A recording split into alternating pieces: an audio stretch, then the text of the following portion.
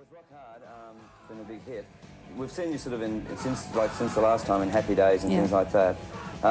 What do you enjoy these days doing? I mean, obviously you still enjoy doing, rock music and that, and going on tours and that. But what do you enjoy? I mean, do you like acting? You going to do any more? I love acting. We've turned down Happy Days for the past 2 years. Right. Because otherwise I'll be boxed in. That'll be my character. Everybody will say, oh, Suzie does Leather Tuscadero. Right. So we've stopped doing that. I did enough for them for everybody to know I can act. Right. Now we're looking at movie scripts.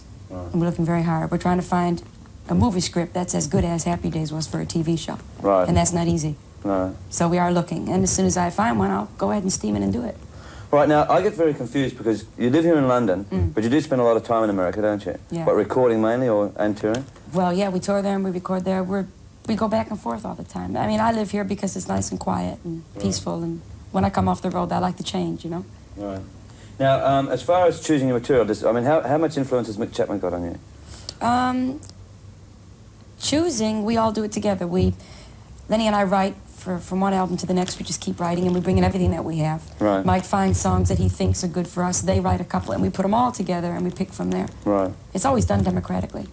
Well, I mean, Chapman you're one of the first of the big ones that he was associated with. And of course, since then, he's sort of had a lot of success with Blondie and everything, and the Knack. But he has never really altered basically your sound, which has always been a sort of a successful formula. Is it because you won't allow him to, or he just doesn't want to, or you've all got a sort of a...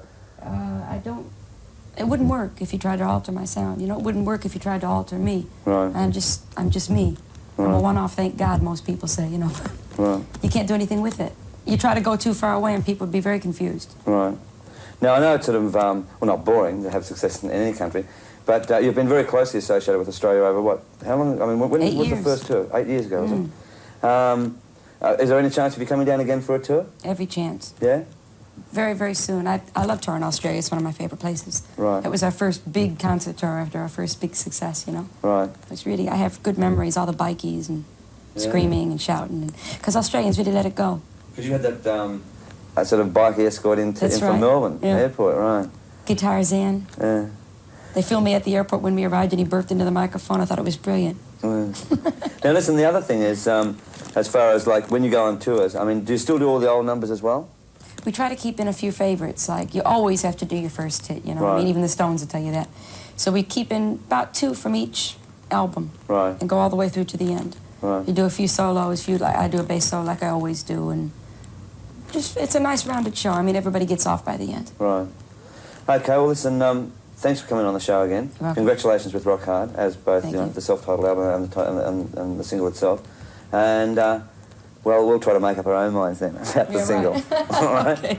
You're doing film clips of both? Yes. All right, we'll show both film clips then. Thanks, Let Suzie. the people choose. All right.